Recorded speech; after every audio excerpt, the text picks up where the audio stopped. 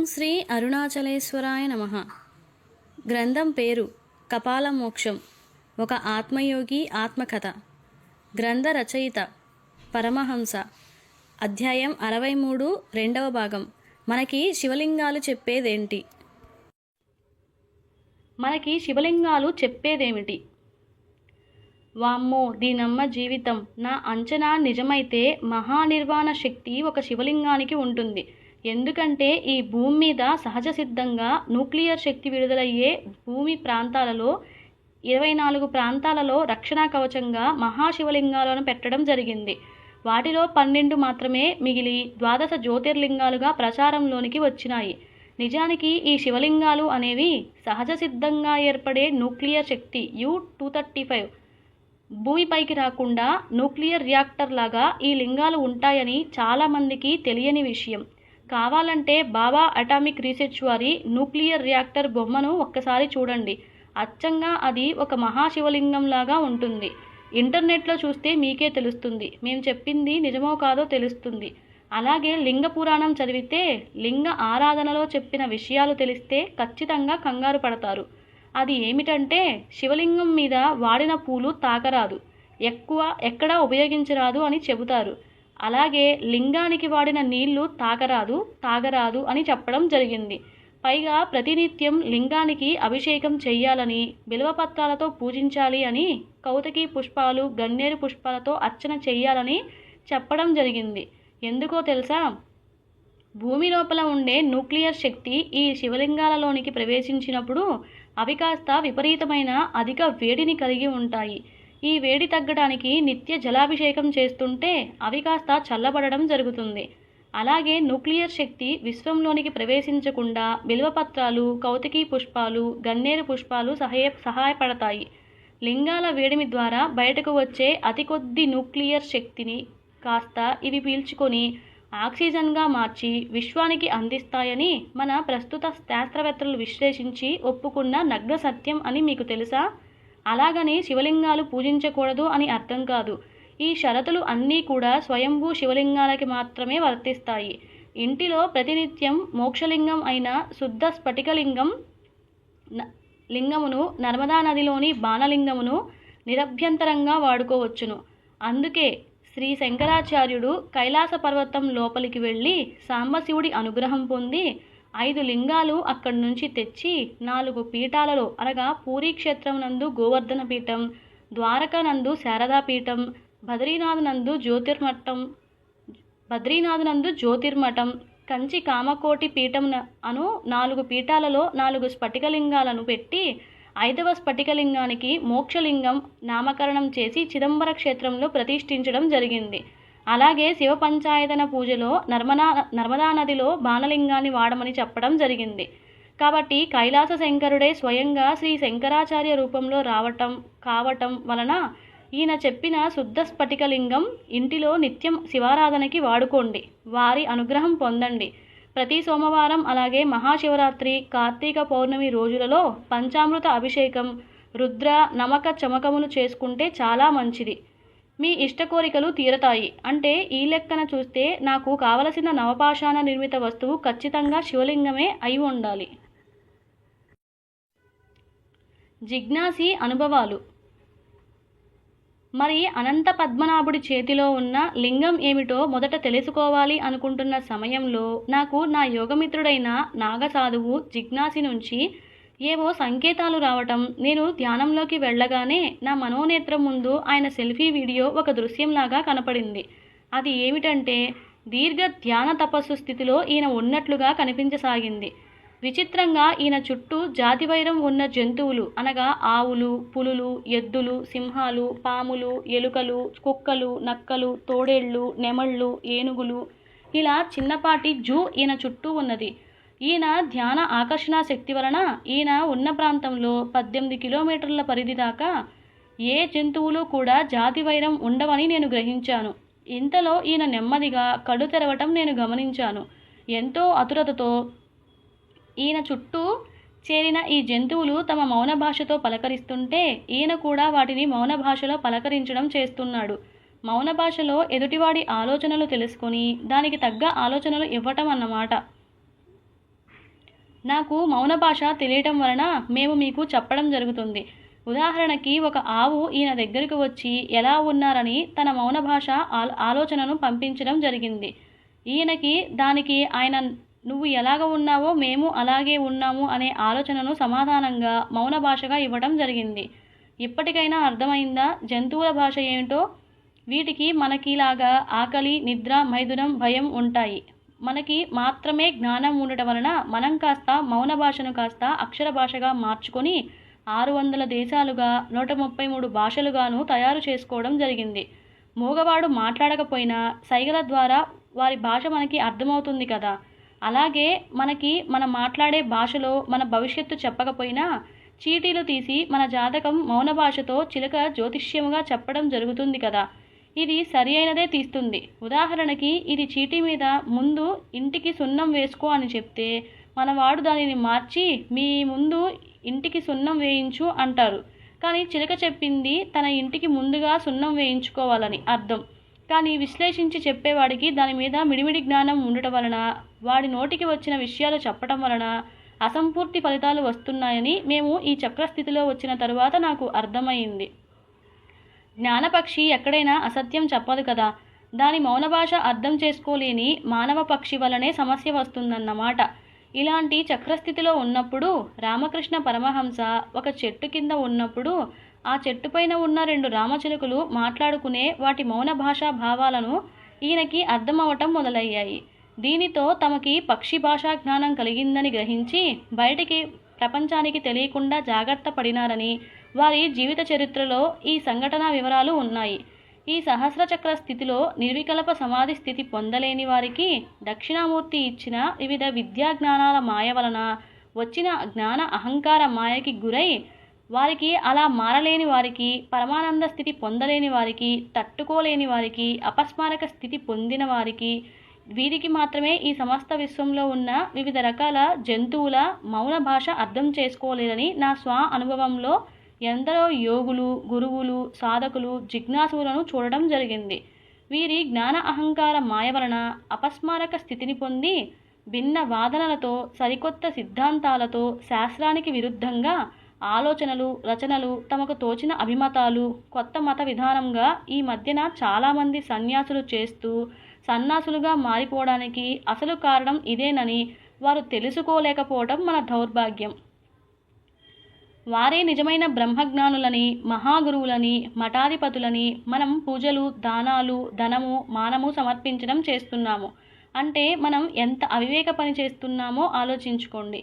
వేదాలు, శాస్త్రాలు, విషయాలు పరిధి దాటకుండా దానిలో ఉన్న వివిధ రహస్యాలను వాటిలో ఉన్న ఆధారాలతో చూపించి చెప్పగలిగే వారే నిజమైన శాస్త్ర అనుభవ పాండిత్యం ఉన్న పరిపూర్ణ బ్రహ్మజ్ఞానులు అని మేము చిదంబర దక్షిణామూర్తి దర్శన అనుభూతి ద్వారా తెలుసుకున్న నగ్న సత్యం. ఇది సత్యం అని నమ్మేవారు ఎంతమంది ఉంటారో మీరే చెప్పండి. అయినా మేము చెప్పే ప్రతి అనుభూతికి ఆధారం తప్పక చూపిస్తూ వస్తున్నాం. ప్రతి చక్ర అనుభవానికి ఆయా చక్ర దైవిక వస్తువులు, వీటికి సంబంధించిన పుస్తకములు, గ్రంథముల విషయాలు, వివిధ యోగుల నిజ అనుభవాలు మీకు ఆధారాలతో చూపిస్తూ ఇప్పటిదాకా వచ్చినాము. నాకు ప్రత్యక్ష అనుభూతి కలగనిదే మేము ఏది నిజమని నమ్మము.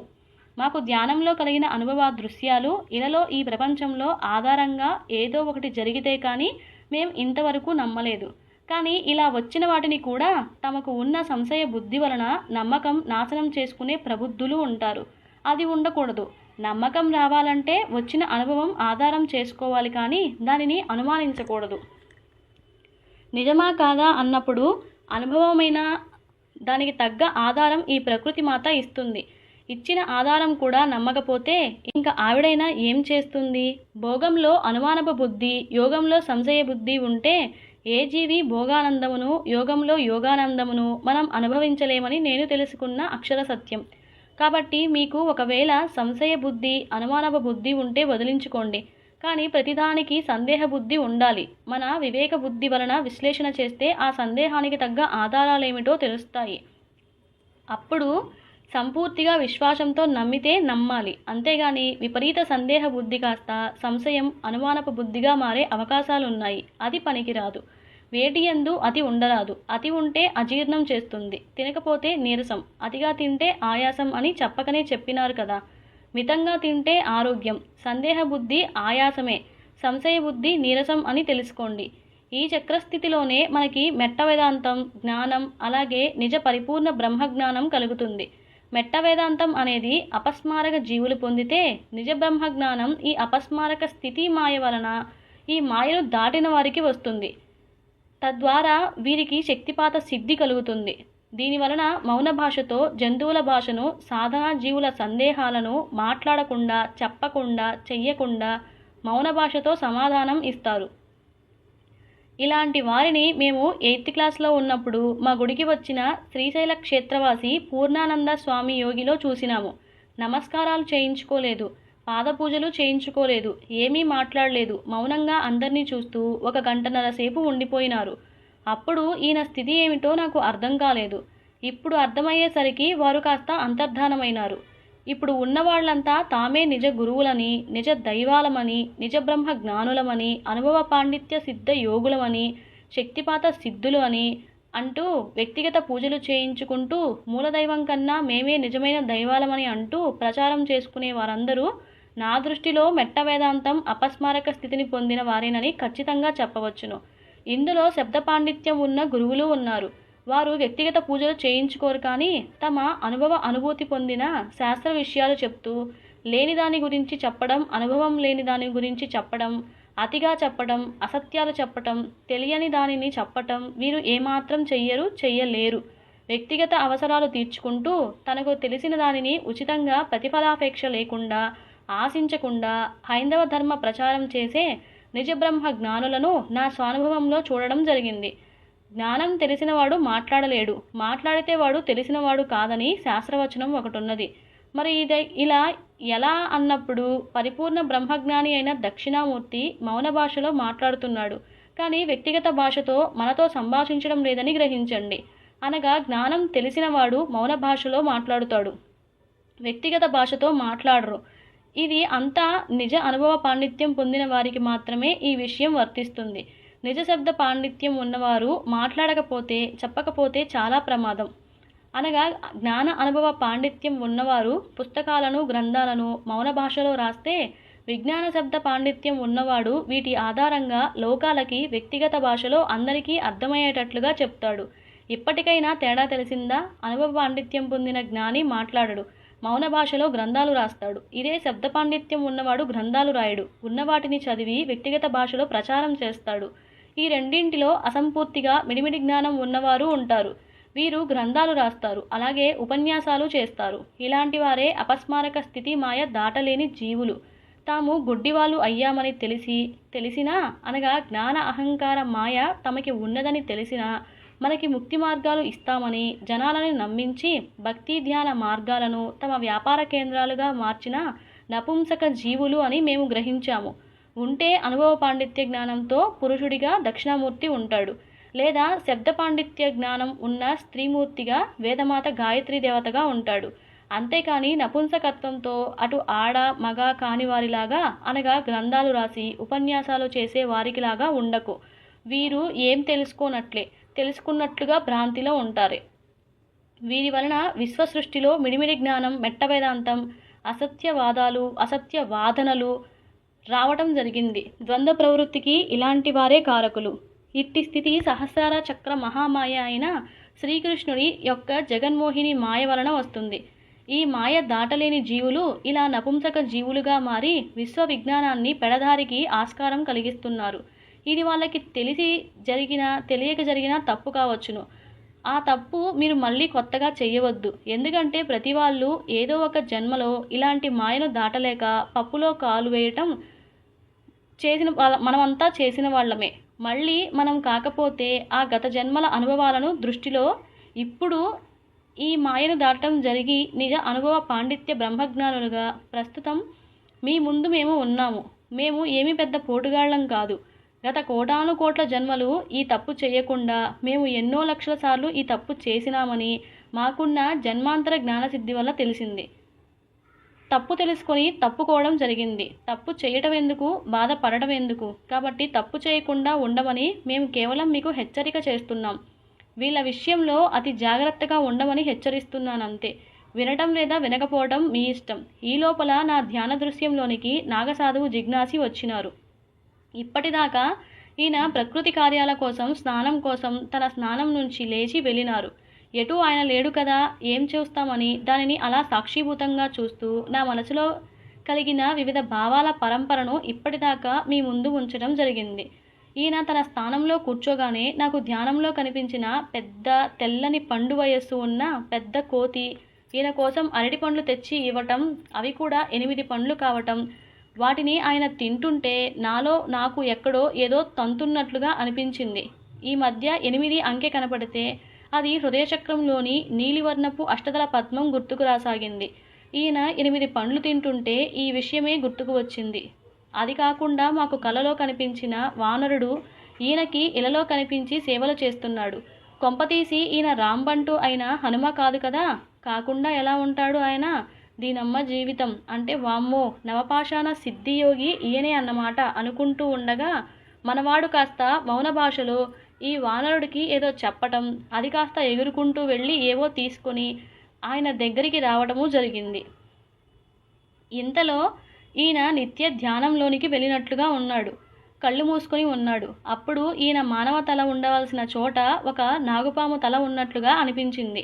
అంటే మన వాడికి కూడా చినమస్తాదేవి తల నరికి మానవ తలను కాస్త నాగుపాము తలగా మార్చింది అని నాకు అర్థమైంది. ఇంతలో ఆయన కళ్ళు తెరిచి చిరునవ్వుతో వానరుడు తెచ్చిన వాటిని నూరుతూ ఏవో కలుపుతూ నాకు తెలిసిన పాదరసం, ఆవు నెయ్యి, విభూది కలుపుతూ నవపదార్థాలతో ఏదో నల్లని నీలి మిశ్రమ వర్ణంతో ఉన్న పదార్థపు పొడిని తయారు చేసినారు. దీనిని ఒక బొటనవేలు పరిమాణంలో అంత లింగంగా తయారు చేసినారు. అప్పుడు నాకు ఈ లింగం చూస్తుంటే అనంత పద్మనాభుడి చేతిలో ఉన్న నల్లలింగంలాగా అనిపించసాగింది. అంటే వామ్మో వాయ్యో, దీనమ్మ జీవితం, మేము ఊహించింది నిజమే, అది నిజంగానే నవపాషాణ లింగం. ఇప్పటిదాకా మనవాడు భోగర్ సిద్ధుడు చేసిన నవపాషాణ పదార్థాలతో ఆయన కుమారస్వామి విగ్రహం చేస్తే ఈయన తన కోసం ఒక లింగమూర్తి చేసుకున్నాడు. వామ్మో, ఖచ్చితంగా నవపాషాణ నిర్మిత వస్తువు నల్ల శివలింగమే అన్నమాట. మాకు కూడా ఒకటి చేసి పంపించొచ్చు కదా అని చిన్నపాటి ద్వేషం కలిగిన వెంటనే తమాయించుకున్నాను. వచ్చే యోగం ఉంటే మేము శ్మశానంలో కూర్చున్నా వస్తాయి, లేదంటే కైలాసంలో కూర్చున్నా కూడా రాదని నాకు బాగా తెలుసు. కొద్దిసేపు అయిన తరువాత ఈయన ఈ లింగమును తన ఎడమ అరచేతిలో పెట్టుకోగానే అది కాస్త అతుక్కోవడం ఆరంభించింది. తన చేతిని తలకిందులుగా చేసినా అది కింద పడకపోవడం నాకు ఆశ్చర్యం అనిపించింది. అంటే దశభూతాలు అనగా జీవ ప్రకృతిలో ఉండే పెద్ద పంచభూతాలు, అలాగే మూల ప్రకృతిలో ఉండే చిన్న పంచభూతాలు, ఈ రెండింటిని కలిపి తయారు చేసిన పదార్థాలు నవవిధ విషాలు అని మేము గ్రహించాము. వారు మరికొద్దిసేపు అయిన తరువాత ఈ లింగమును విడగొట్టేసరికి దీని లోపల నుండి పైకి ఒక్కసారిగా 1000 వోల్ట్ల విద్యుత్ కాంతి అనగా 1000 వాట్ల కాంతి ప్రసరిస్తున్నట్లుగా కనపడసాగింది. వామో, ఇదే కాబోలు మహానిర్వాణ శక్తి, న్యూక్లియర్ శక్తి. ఏమి సిద్ధజ్ఞానం! ఈ ప్రపంచంలో ఇలాంటి నవపాషాణంతో సిద్ధుడు తర్వాత మరొకరు ఇంతవరకు ఎవరూ కూడా చేయలేకపోయారు. ఆయన లోకం దృష్టిలో నిజమైన ఫార్ములాలో కేవలం కలిపిన విషాల పదార్థాలు మాత్రమే చెప్పి అర్థం కాని భాషలో వాటి మోతాదులు చెప్పడం జరిగింది. అర్థం చేసుకోలేక తమకు తోచిన మోతాదులలో ఈ విషయాలను కలిపేసరికి అసలు విగ్రహంగా కాదు కదా, పొడిగా కూడా మారడం లేదని, ఇప్పటికే పళని విగ్రహమూర్తి లాంటి మరొక విగ్రహం చేయాలని ప్రయత్నాలు చేస్తూ విఫలమవుతున్న మన శాస్త్రవేత్తలు, సిద్ధులు ఉన్నారని పుస్తకాలు, గ్రంథాల ద్వారా తెలుసుకోవడం జరిగింది. వారి తర్వాత వీరిని ఇలా చూడడం జరుగుతోంది. అంటే ఈ లెక్కన నిజ నవపాషాణ లింగానికి నలుపు నీలవర్ణం ఉండాలని, నల్లటి మెరుపు కాంతితో మెరవాలని, చేతిలో పెట్టుకుంటే అతకాలని, అనుభవంగా ఈ లింగం దివ్యకాంతి ఉన్నట్లుగా అనుభవం కలగాలని గుర్తుపెట్టుకొని ఉంటూ ఉండగా ఈ దృశ్యం కాస్త అదృశ్యమైంది. ఇప్పటి వరకు బాగానే ఉంది. నవపాషాణ లింగమని, దీనికి అధిష్టాన దైవం హనుమంతుడని ధ్యాన అనుభవాల ద్వారా పరోక్ష అనుభూతి పొందటం జరిగింది. ఇది నిజమేనని నాకు స్వానుభవం ద్వారా ప్రత్యక్ష అనుభవాలు జరిగితే కానీ మేము నమ్మలేం కదా. ఇంకా దానికోసం ఎదురు చూడాలి అని అనుకుంటూ ధ్యానం చేసుకుంటూ నిర్వికల్ప సమాధి స్థితి పొందుతూ తిరిగి వస్తూ ఇలా కొన్ని వారాలు గడిచిపోయాయి. ఇక ఆ తర్వాత దైవిక వస్తువులుగా వీరాంజనేయ, దశాంజనేయ, ప్రసన్నాంజనేయ స్వామి వంటి విగ్రహమూర్తులు రావటం జరిగింది. దాసాంజనేయ వీటిని పూజలో ఉంచడం జరిగింది. వీటిలో ప్రసన్నాంజనేయ స్వామి విగ్రహానికి అనగా మనకి నమస్కారం చేసినట్లుగా విగ్రహమూర్తికి ఎదురుగా శ్రీరామ విగ్రహమూర్తి తప్పక ఉంచాలి. ఈయన నమస్కార శక్తిని భరించేది ఆయనకి మాత్రమే ఉన్నది, అంత శక్తి. ఈ విగ్రహం వచ్చినప్పుడు కర్మచక్రంలో తప్పనిసరిగా వచ్చే శ్రీరామ విగ్రహం దగ్గర విగ్రహమూర్తిని ఉంచండి. లేదంటే మనల్ని ఒక ఆట ఆడిస్తాడు, నానా ఈతి బాధలు కలిగిస్తాడు, మనస్సు పరిపరి విధాలుగా పోతుంది. ఏది మంచో ఏది చెడో తెలియని అయోమయ అనుమాన సందేహ సంశయ బుద్ధిని కలిగిస్తాడు. అలాగే ఈ విగ్రహమూర్తికి తప్పనిసరిగా నూనె కలిసిన సింధూరం పూయండి. ఈ విగ్రహమూర్తి దగ్గర ఈ 2 జాగ్రత్తలు తప్పనిసరిగా తీసుకోవాలి. ఈయన ఒక పట్టాన మనకి దొరకరు, వశం అవ్వరు, జాగ్రత్త. వీలైతే హనుమత్ జయంతి నాడు ఆయనకు నైవేద్యంగా చిట్టిగారెలు, అప్పాలు, పానకం, వడపప్పు, తాంబూలం పెట్టండి, సంతోషపడతాడు. మేము ఇలాగే చేసి ఈయన్ని వశం చేసుకున్నాము, తట్టుకునే స్థితికి వచ్చినాము. సాక్షాత్తు ఈయన్ని తట్టుకోవడానికి మా గుడిలో ఉన్న అలాగే రాఘవేంద్ర స్వామి వారి మంత్రాలయ వీరాంజనేయ స్వామి, అలాగే గుంటూరులోని నల్లవ చెరువు దగ్గర ఉన్న ప్రసన్నాంజనేయ స్వామికి ప్రత్యక్షంగా సేవలు చేస్తే గాని ఈయన మాకు వశం కాలేదు.